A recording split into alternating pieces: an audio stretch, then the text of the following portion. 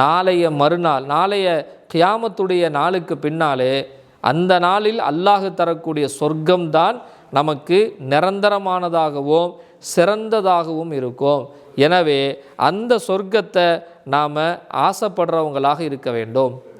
அல்லாஹ் அங்கே தரக்கூடிய பொருள் தான் ஆக உயர்ந்தது, சிறந்தது. உலகத்தில் இருக்கிற பொருள் சிறந்ததல்ல, சொர்க்கத்தில் இருக்கிற பொருள் தான் சிறந்தது. உலகத்தில் மனுஷன் எதை ஆசைப்படுறான்? தங்கமும் வெள்ளியும் ஆசைப்படுகிறான், பட்டாடைகளை ஆசைப்படுகிறான், அதனுடைய அழகுகளை பார்த்து மகிழ்ச்சி அடைகிறான். விதவிதமாக அவன் பொருட்களை வாங்கி அதை அழகுபடுத்தி கொள்ளுகிறான்.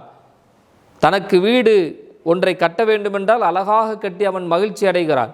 ஆனால் இதை விட பெரிய மகிழ்ச்சி அவனுக்கு சொர்க்கத்தில் காத்திருக்கு, அதை கேட்டு வாங்குங்கன்னு ரசூலுல்லாஹ் சொல்கிறாங்க.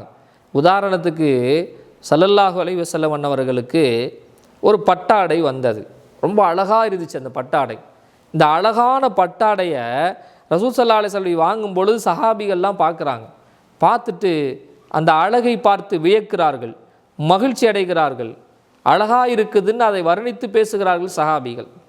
அது அழகாக இருக்குன்னு வர்ணித்து பேசுகிறார்கள்.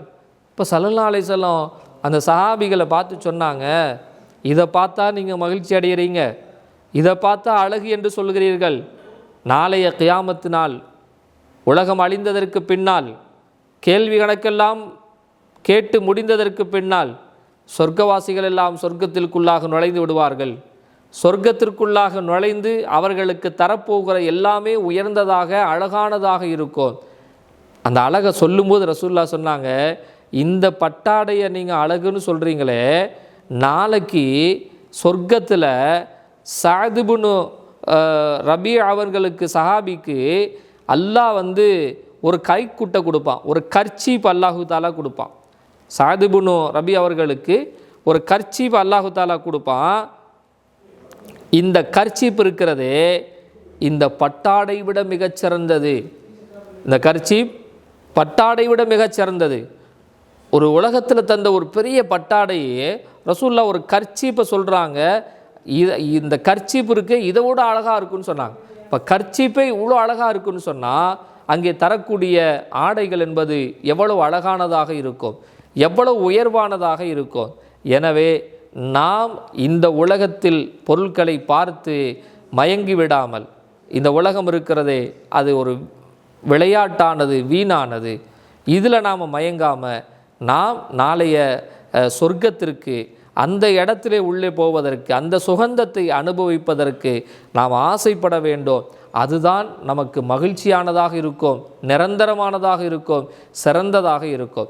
சொர்க்கத்திற்கான காரியங்கள் என்று நபிகள் நாயகம் ஸல்லல்லாஹு அலைஹி வஸல்லம் அன்னவர்கள் என்னவெல்லாம் சொல்லி தந்திருக்கிறார்களோ அதை அத்தனையும் செய்து சொர்க்கவாசிகளாக நாம் மாறணும். அங்கே இருக்கிற கட்டல் அழகானது, அங்கே இருக்கிற விரிப்புகள் அழகானது, நமக்கு தரக்கூடிய உணவு மிகச் சுவையானது. அல்லாஹ் குர்ஆனில் சூரத்துல் வாக்கியாவில் சொல்லுவான், அலா சுருரி முத்தகாபிலீன் அப்படின்னு ஒரு வார்த்தை சொல்லுவான் அல்லாஹு தாலா. நாம் ஒரு பஸ்ஸில் போகிறோம், பஸ்ஸில் போகும்போது நாம் கூட வந்தவர் இடம் கிடைக்காம நமக்கு முன் சீட்டில் உட்காந்தா அவர்கிட்ட பேசிக்கிட்டே வரும்பொழுது நம்ம சிரமப்படுவோம். ஆனால் இதே ஒரு ரயிலில் போகும்போது எதிரெதிர் உட்காந்து பேசும்பொழுது நமக்கு ஒரு ஆனந்தம், ஒரு மகிழ்ச்சி கிடைக்கும். எதிரெதிரில் உட்காந்து ஒரு நீண்ட பயணத்தில் நாம் பேசிக்கிட்டே போகிறோம். அந்த பேச்சு கூட ஒரு கட்டத்தில் நமக்கு சலிப்பை தரலாம். நம்ம மௌனமாகி விடுவோம், அமைதியாகி விடுவோம். பிறகு கொஞ்ச நேரம் கழித்து பேசுவோம். இந்த பேச்சும் கொஞ்ச நாளிலே அது அமைதியாக, கொஞ்ச நேரத்தில் அமைதியாகிவிடும், மௌனமாகி விடுவோம். சில நேரத்தில் சலிப்பு தட்டி விடும். அல்லது பேசிக்கிட்டே இருந்தால் கூட எதிரில் இருக்கிறவர் சொல்லுவார், என்ன அவன் பேசிக்கிட்டே இருக்கிறான் என்று அவன் சடைந்து கொள்ளக்கூடிய சூழல் கூட ஏற்படும். ஆனால் அல்லாஹ் சொல்கிறார், சொர்க்கத்திலே உங்களுக்கு எப்படி ஒரு கட்டிலை தருவோம் தெரியுமா? நீங்கள் எதிரெதிரே உட்கார்ந்து பேசி கொண்டிருப்பீர்கள், முகம் பார்த்து பேசி கொண்டிருப்பீர்கள். இந்த பேச்சில் சலிப்பு இருக்காது, இந்த பேச்சில் சடைவுகள் இருக்காது, இந்த பேச்சை கண்டு எதிரில் இருக்கிறவர் வெறுக்க மாட்டார். நீங்கள் அவ்வளவு மகிழ்ச்சியாக உட்கார்ந்து இந்த பேச்சை நீங்கள் பேசிக்கொண்டே இருப்பீர்கள். இப்படி ஒரு வாய்ப்பை சொர்க்கத்தில் தருவதாக அல்லாஹு தாலா சொல்கிறான். ஒரு உட்கார்ந்து பேசுகிற கட்டல், ஒரு நாற்காலி இப்படி இருக்குன்னு சொல்கிறானே. அப்போது நாம் அடுத்த விஷயங்களையெல்லாம் பார்த்தா எவ்வளோ அழகானது, எவ்வளவு உயர்ந்தது.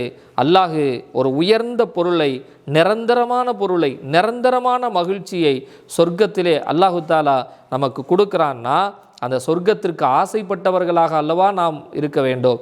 சொர்க்கத்திற்கான வழி என்ன?